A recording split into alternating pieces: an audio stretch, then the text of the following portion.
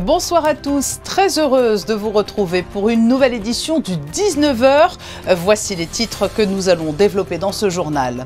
L'ASM FC prépare sa rentrée sportive, mais pas seulement. Alors que les footballeurs monégasques disputaient ce matin un match amical, nous serons avec le PDG du club, Thiago Scuro, pour évoquer les festivités qui entoureront l'anniversaire du centenaire. Un meeting Hercules d'anthologie, les meilleurs mondiaux étaient réunis hier soir au stade Louis II et le record du monde du 2000 mètres féminin est tombé notamment. Nous reviendrons sur cette grande soirée d'athlétisme. Sport encore, mais au niveau amateur cette fois, les grandes chaleurs qui accompagnent l'été sont de retour. Elles ne sont pas sans conséquences pour l'organisme. Nous demanderons au coach Fabien Testa comment continuer à avoir une pratique sportive en été sans risque. Au Fort Antoine, le concert de l'artiste cubaine Ana Carla Mazza et la chronique des US nous emmènera le long des rivages de Manhattan côté Hudson River où un programme d'observation et de conservation de la faune marine baptisé Wet Lab est actuellement en cours. La saison de Ligue 1 ne débutera que le 18 août prochain, mais le groupe monégasque est déjà bien avancé dans sa préparation. Les hommes d'Adi Hutter ont disputé ce matin un deuxième match amical face au Cercle Bruges. Nous recevrons dans quelques instants le PDG de l'ASM FC, Thiago Scuro. Mais tout d'abord, le résumé de la rencontre est signé Justin Hadel et Lionel Bernardi. C'est un match plus ou moins stérile.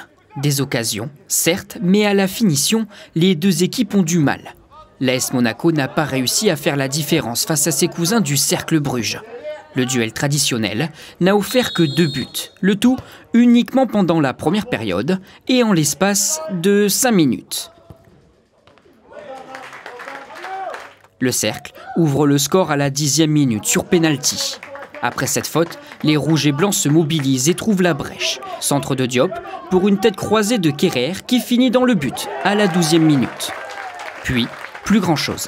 Malgré tout, la rencontre reste engagée. Les deux équipes jouent la carte de l'offensive, autant en attaque qu'en défense. Monaco peut surtout compter sur le jeune Liénard Rocage.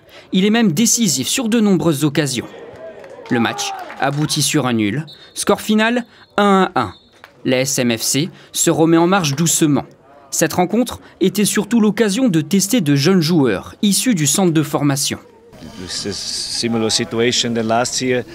This year it's a little bit more difficult because we miss more key players, but in the end this is our job to work with also our EDG players and I know them everybody because they are since 1 year with us all the time. Also when it's the national team break they train with us, so I know everybody and we want to give them opportunity, a possibility to play. Avant de reprendre la saison, d'autres matchs amicaux sont à prévoir. Le prochain en Autriche, la semaine prochaine, contre Sturm Graz. Et alors que l'ASM FC va poursuivre sa préparation, tous les regards sont déjà tournés vers une saison 2024-2025 qui s'annonce très prometteuse sur le plan sportif et sur le plan festif, vous allez l'entendre. Nous sommes avec le PDG du club. Bonsoir Thiago Scuro. Good evening Patricia. Nous l'avons vu avec ce résumé du match amical signé Justin Hadel. L'ASM FC poursuit sa préparation et c'est une reprise plutôt sereine. Vous allez monter en puissance jusqu'au mois d'août. Yeah, like just the beginning of the preseason. A lot of things to build, to work on. It's only the second friendly game. It's still missing a few important players for their experiences on the international level with their national teams. Yeah, we expect for more games during the preparation, different opponents playing away, also to try to reproduce as much as possible the challenge we're going to have during the season. And as we know, it's a really important moment to make the team fit and ready for the tough season we're going to have in front of us. C'est une année épique qui s'annonce avec notamment le retour en Champions League, mais pas seulement puisque vous allez célébrer à la rentrée de septembre le centenaire du club. Quelle forme vont prendre les festivités? Il y aura tout d'abord un grand match?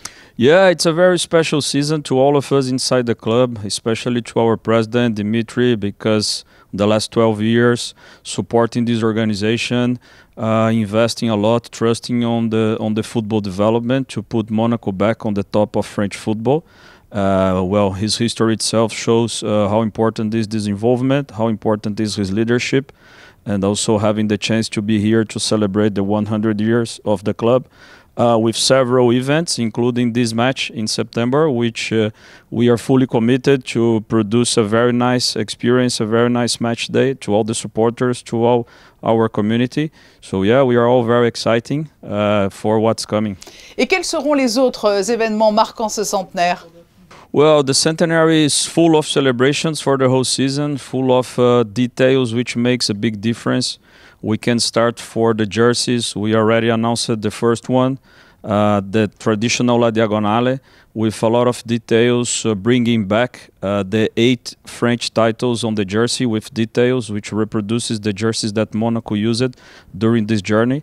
Also, the next ones, all of jerseys has a storytelling behind to talk about the Principality of Monaco, to talk about our country, to talk about the modern part of Monaco. So more to come on this.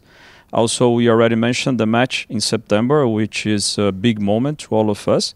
Several projects, actions, like launching a move that will tell a bit the history of the club, bringing back former players, former coaches that made the history of this club.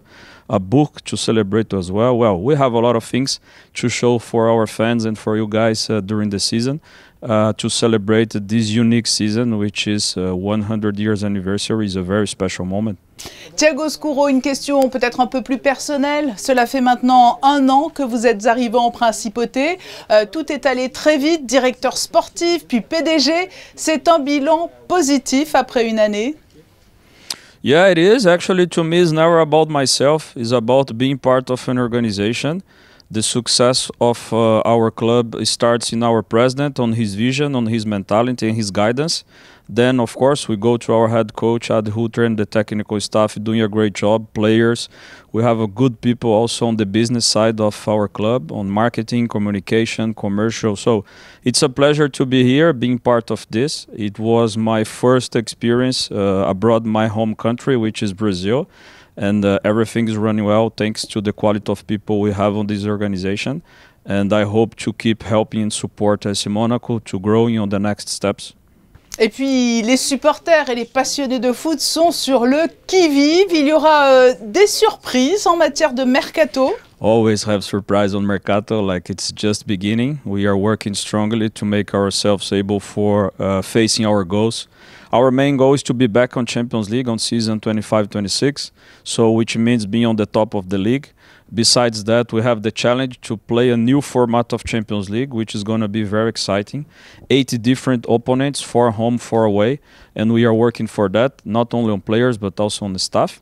Yeah, more to come. I think the first big surprise that the fans can have, and I can share with you an invitation from myself, from our president, for people to join the game in September. It's going to be a massive party, massive celebration, and a special day for our country, for our organization, and we hope that people will enjoy as well. Merci Thiago Scuro d'avoir été notre invité. Thank you, appreciate the game Monego.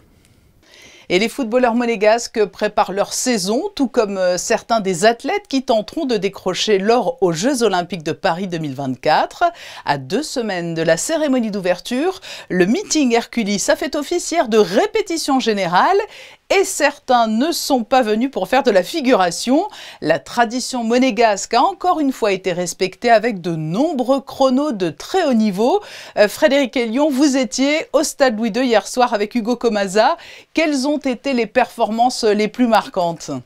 On a assisté, Patricia, à un meeting Hercules de très haut niveau hier soir avec notamment un record du monde sur le 2000 mètres, une distance non olympique, mais qui a vu le triomphe de Jessica Hull. Une semaine après un temps canon sur le 1500 mètres à Paris, l'Australienne a pulvérisé le record du monde du 2000 mètres en 5:19:70. And I thought, you know, like, I can maybe do that.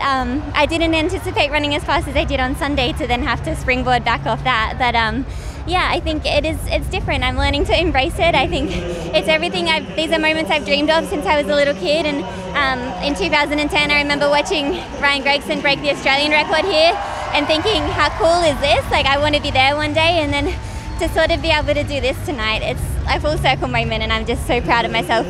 Après un 800 mètres de légende à Paris il y a quelques jours, l'Algérien Jamel Sedjati a couru Encore plus vite hier soir à Monaco, une victoire en 1:41:46, meilleure performance mondiale de l'année. Deuxième à Paris, le Français Gabriel Tual est encore monté sur la boîte et a terminé troisième de la course en 1:42:10.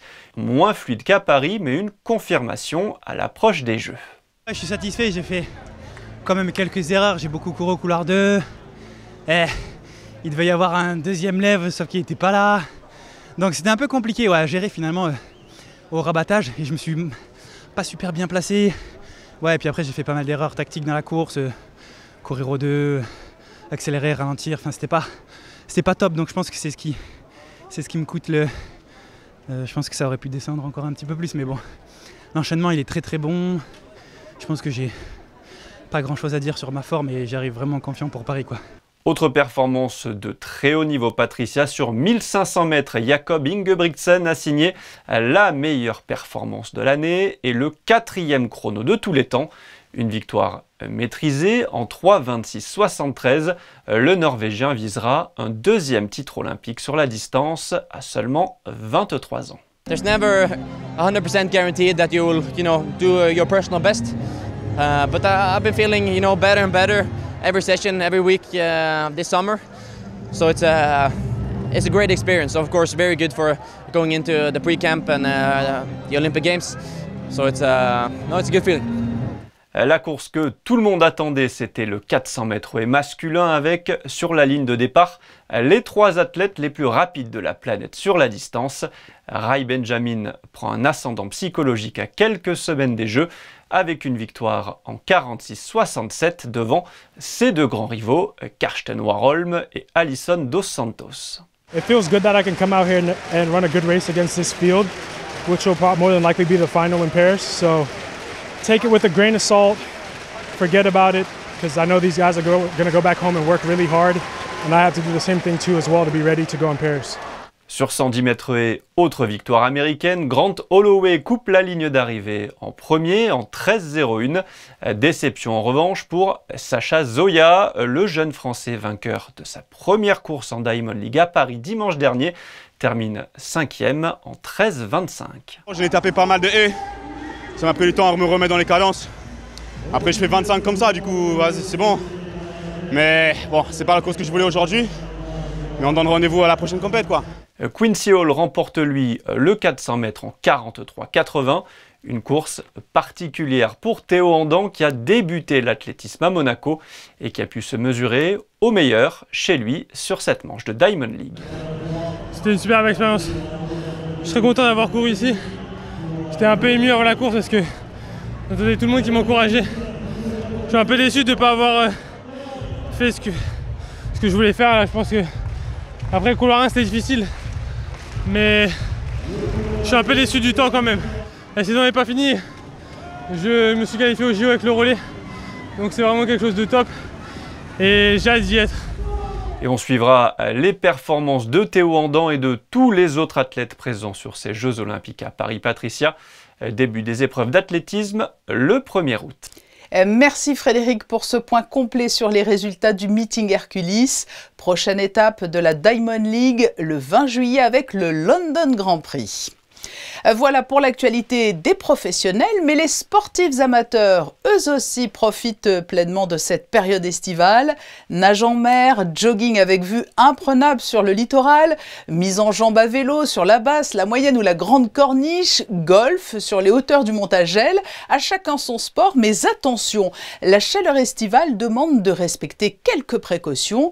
Le coach sport et nutrition Fabien Testa va nous les rappeler. Bonsoir. Bonsoir Patricia. On l'a attendu, mais l'été, ça y est bien là. Et avec lui, les fortes chaleurs notamment. C'est difficile, mais pas impossible de continuer à avoir une régularité sportive en été. C'est difficile, mais ce n'est pas impossible. Il faut juste savoir un petit peu adapter nos activités physiques et surtout ne pas trop relâcher, ne pas tout abandonner pendant l'été parce que vous savez, la sédentarité, c'est vraiment notre ennemi numéro 1, la sédentarité. Donc toujours garder une activité physique et ne pas tout abandonner du jour au lendemain. Est-ce qu'il y a des sports qui sont plus particulièrement recommandés en été ? Pas particulièrement, mais il faut juste savoir adapter peut-être la haute intensité, réduire un petit peu et surtout, j'ai envie de vous dire, adapter les horaires de pratique. Peut-être privilégier le matin ou le soir quand il fait un peu plus frais. Est-ce qu'il est quand même bon pour la santé en règle générale d'alterner différentes pratiques sportives plutôt que de ne pratiquer qu'une seule discipline en permanence toute l'année? Est-ce que l'été aussi peut favoriser cette alternance? Ah mais complètement, et je suis 100% d'accord avec vous et avec cette question, c'est qu'il faut avoir plusieurs activités. En fait, ce qu'on recherche, c'est être le plus complet possible. Si vous faites que du cardio toute l'année, peut-être travailler un peu la mobilité, travailler un peu la force aussi, mais vraiment, on va essayer de rester le plus complet possible. Et l'été, ça peut peut-être nous faire sortir de notre zone de confort, c'est-à-dire peut-être aller faire de la marche en forêt, peut-être aller nager, si vous n'allez jamais nager, peut-être même nager en mer. Vraiment, essayer de découvrir de nouvelles pratiques, ça peut être vraiment intéressant. Oui, est-ce qu'il y a des pratiques douces, par exemple, alors là on ne parle plus de sport intensif, mais qui peuvent se substituer, je pense notamment au yoga ou à la méditation. Est-ce que ça peut permettre de remplacer certains sports difficilement praticables en été ? Ah ben bien sûr, après c'est vrai que comme je dis toujours dans mes cours, le yoga il va s'adapter à vous et c'est pas l'inverse. Donc si vous avez besoin d'une pratique un peu plus douce, c'est vrai que je vous encourage à essayer le yoga. Après, comme je vous le disais juste avant, le yoga va s'adapter à vous. Donc quand il fait vraiment 40 degrés, il fait très chaud, bon déjà on va se mettre à l'ombre, hein, mais on va pouvoir faire une activité un peu plus douce, travailler sur notre respiration, essayer de relâcher, travailler un peu plus aussi notre flexibilité, plutôt que faire des exercices où on va aller booster le cardio, monter un peu plus en intensité. Quand il fait très chaud, c'est mieux de relâcher plutôt que d'activer trop. Est-ce que la nage, à la faveur de l'été, c'est vraiment le sport roi ? Ah ben, la nage, c'est tellement complet. Hein. Faut dire, je me suis remis il n'y a pas longtemps à la natation et c'est vrai que rien que du point de vue articulaire, au niveau du cardio, c'est vraiment complet et surtout, ça rafraîchit. Ça rafraîchit parce que quand il fait chaud, comme on a vu aujourd'hui, c'est vrai que d'aller se baigner, c'est plus facile que de se motiver à aller courir quand il fait chaud comme ça. Mais après, on peut toujours adapter. Hein, Si vous allez courir, adaptez. Vous partez le matin, une petite casquette, beaucoup d'eau. On n'oublie pas de s'hydrater et ça se passera bien. Hein. Et notamment aussi pour ceux qui ont l'habitude justement de venir régulièrement en salle, il faut être agile. La nature peut nous offrir des sites de pratique très facilement. Mais complètement, en plus chez United Fitness, on vous encourage tout le temps à aller en extérieur, de pratiquer en extérieur et surtout dans la région dans laquelle nous sommes, on est à une demi-heure de la montagne, on a la mer, on peut aller courir, on peut faire plein de choses et vraiment je vous encourage à aller pratiquer en nature parce que c'est génial, simplement. Mais en tout cas, le maître mot, gardez une activité. Merci Fabien Testa de nous avoir partagé vos conseils sportifs pour profiter au mieux de l'été. Eh ben merci à vous et à très bientôt. Les 12 soirées du Fort Antoine se poursuivent entre spectacles théâtrales et musique. Hier, c'est l'artiste Ana Carla Mazza qui donnait un concert. La Cubaine en a profité pour promouvoir son nouvel album intitulé Caribé. Le récit de Justin Adel avec Olivier Bonello à la caméra et Louis Borgia au son.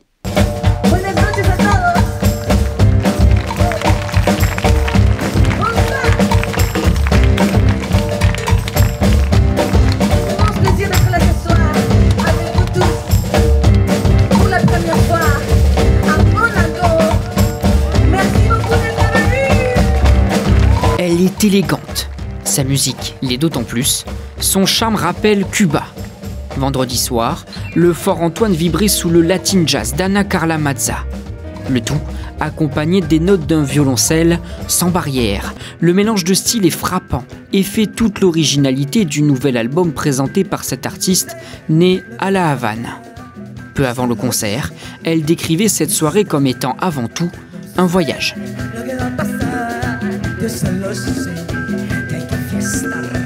Ça sera un voyage à travers les rencontres que je ne fais depuis mes premiers pas avec le violoncelle. Je suis compositrice, auteure-compositrice. Et pour moi, à chaque fois, laisser une empreinte de ce qui est la culture latino-américaine, la culture de partager ensemble, de cérémonies partagées, la culture de los rumberos dans le quartier où j'habitais à La Havane, à Cuba, qui s'appelle Guanabacoa. Et c'est vraiment ce partage un peu la philosophie de vie, la philosophie positive de vivre la vie avec joie. Une déclaration d'amour à l'Amérique latine, voilà ce que cette artiste cherche à faire. Solaire et charismatique, elle est parvenue à communiquer au public présent au Fort Antoine son énergie, sa vitalité et sa joie de vivre. Et la prochaine chanson s'appelle... Et notez-le, prochaine date du Fort Antoine le 16 juillet avec un spectacle de théâtre et danse proposé par la compagnie La Petite Foule Productions et intitulé Le Tir Sacré. On y retrouvera le sujet de prédilection de l'artiste chorégraphe Marine Collard, les commentaires sportifs. La voix sera en effet le fil rouge de cette création. Partons maintenant à New York pour notre rendez-vous hebdomadaire, la chronique des US. Et nous allons parler environnement et connaissance du milieu marin qui nous entoure. Nous retrouvons Alexandra Pani dans un laboratoire éducatif ouvert au public. Bonsoir Alexandra. Bonsoir à vous. C'est un lieu qui est effectivement tourné vers la pédagogie et qui propose de découvrir les espèces marines locales. Je vous amène au Wet Lab qui ouvre ses portes au public chaque année de mai à octobre. On va voir tout ça de plus près. On aime ce qui nous a émerveillés et on protège ce que l'on aime, disait Jacques-Yves Cousteau. Mieux connaître pour mieux protéger, c'est là tout l'objectif du projet Wet Lab, permettre au public de découvrir les espèces marines présentes tout autour de nous dans l'Hudson River. We, in the Wet Lab Aquarium, hold animals that we catch in a year-round fish survey with traps that are on the bottom of the river. We check those traps multiple days a week, identify the animals and bring them into the aquarium temporarily so that we can educate the public and students about what wildlife lives here. So some of the animals on the poster behind me and in the Wet Lab Aquarium are toadfish, black sea bass, tautogs, many different species of bony fish. And then we also have some more surprising fish like seahorses and pipefish, as well as some really cool crustaceans like blue crabs. So our fish survey is tracking over decades how many fish of each species are coming here to the river, how large are they, what part of their life cycle are they here during? Are they babies? Are they adults? Do they live their whole lives here? When are they migrating through? We have a lot of species migrating in and out, and we have some species who stay here year-round like the toadfish. Public, scolaire et scientifique fréquentent le lieu. We host special events in here, scientific lectures where we invite researchers to share more about the work that they do in the Hudson or New York City. We also host students here from all 5 boroughs of New York City for field trip programs where they learn about wildlife, how they can have a positive impact on the environment, and then really meet those critters face to face. It changes throughout the season what we have in our tanks because it really is a living snapshot of the river. We sometimes call it a window into the Hudson. Ici, les espèces ne resteront que quelques jours avant d'être remplacées par un congénère, car elles n'ont pas pour vocation d'être gardées en captivité. So this is our touch tank right here, and all of these are animals that are safe for people to interact with. This is a grass shrimp, and it's actually holding eggs, so it's pregnant. You can see its stomach is translucent, so you can see its clutch of eggs. Et pour s'assurer de la bonne santé des espèces marines de l'Hudson, l'eau de la rivière est elle aussi analysée de près. Elle fait régulièrement l'objet de tests qui mettent en valeur la bonne qualité de cette eau. De retour à Monaco, enfin serait-on tenté de dire, le soleil va reprendre ses droits et ce beau week-end devrait être suivi d'une belle semaine aussi. Les prévisions météo tout de suite avec Justin Adel. Quel temps pour les célébrations du 14 juillet, Justin ? Bonsoir Patricia, les Français résidant à Monaco ou les alentours auront un temps estival pour célébrer leur fête nationale. Car oui, il y aura un grand soleil malgré quelques passages nuageux. Un temps relativement similaire à celui d'aujourd'hui avec des températures allant de 23 à 27 degrés. Et pour ceux qui ne supporteraient pas la chaleur, la mer vous permettra de vous rafraîchir avec une eau à 24 degrés. Demain, le soleil se lèvera à 6h et se couchera à 21h12. Ce sera également la journée des Camilles. Ce journal s'achève, nous nous retrouverons demain à 18h30 pour une nouvelle édition et pour nous quitter, ces photos prises par Manuel Vitali lors du meeting Herculis hier soir au Stade Louis II. Très belle soirée à vous, à demain.